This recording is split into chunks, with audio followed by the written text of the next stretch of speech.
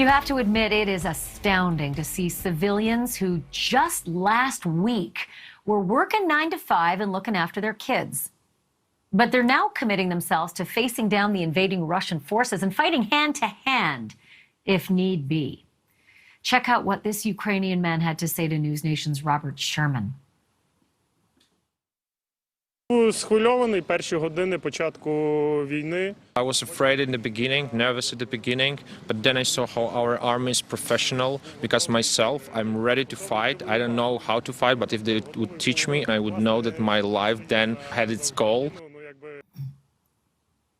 Those inspirational stories are not lost on thousands of people around the world who just cannot sit idly by and watch as this war plays out.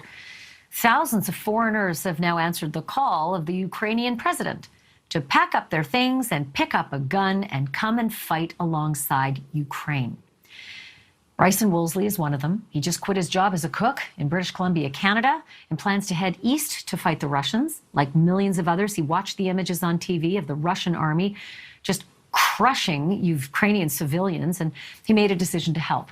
Bryson Woolsey joins me now live along with Howard Altman, who is the managing editor of the Military Times and is an award-winning former editor and military reporter for the Tampa Bay Times and the Tampa Tribune. Welcome to both of you.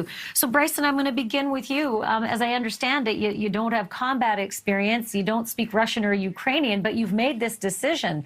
How did you get there? Yeah, I mean, just like you were saying, I was watching it. I didn't really have a way to help, so I felt kind of helpless, and I wanted to help. Then he reached out for people. They built a requirement for combat experience. So I thought, okay, well, I can get over there, do something then. And yeah, and I just jumped on it. And yeah, just been kind of going from there. It's kind of snowballed into what it is today. But yeah, there's actually a couple of reporters double-checked this too, but we're not allowed to cross now without combat experience. So it's actually, I'm going to be going to Romania to work on the border there, bring my gear there, and if something changes while I'm there, I'll come over. But yeah, just out of the blue, they just decided that no combat experience, no go. So that just so I don't know if it's been where people are. It's pretty amazing that you're doing this. It's a long way away. It's a risky proposition, no matter where you are.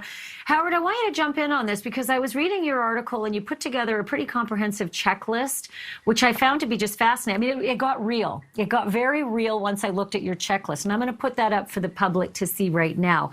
And this is what you got to do if you're thinking of doing what Bryson's doing. You got to go to the Ukrainian embassy in your country. You got to have your documents in order, like your ID, your passport, and any of your military service documents or policing documents. You got to fill out an application. You got to sit for an interview, and then you kind of just, wait for your travel instructions. So it's fascinating, Howard. What do you make of the immense interest all around the world to heed Zelensky's call for help? Well, I've talked to a number of veterans who've expressed interest, very similar to what took place after the fall of Afghanistan. People feel helpless as they watch the events unfold. They want to go out and help do something. The Ukrainian government is very strict in what they are asking for. They do not want anybody without combat experience to come and fight. You have to have combat experience, otherwise stay home. So far, about 3,000 Americans have applied for the International Legion of Territorial Defense of Ukraine. I was told by a Ukrainian official in Kyiv that several hundred foreign fighters have already arrived. You cannot bring a gun. They will provide you with a gun and maybe some other weapons. They don't want anybody who's untrained, as they told me this morning. We're too busy, to train anyone. So really think hard about this before you go. These guys are busy fighting, and so they can't train the untrained. They're already trying to train people who live in these communities in Ukraine. Bryson, I read something from an American guy named Dax. He didn't want his last name used. He's 26 years old. He's a veteran of the extraordinarily elite U.S. 82nd Airborne Division here in the U.S. And he said, and I'll quote him, "I feel guilty not to go." And I identify with that because seeing all these pictures, it's just heartbreaking. I am heartbroken all day and all night as I have the news on. And I wonder if you felt the same way. Yeah, I mean, I'm laying in bed watching it on a laptop while these guys are fighting their heart out and suffering, and it's just like kind of puts things in perspective a little bit. You know, like here I am, I have the ability to go do something, help in some way, and I you know, it felt wrong, absolutely uncomfortable to just let it happen. Yeah, and I'm not the only one. Like, there's lots of people that have reached out to me since, and they feel the same way. They felt called to go help, whether they were medical or military or just another volunteer like me. But yeah, it's really rallied people to the cause here.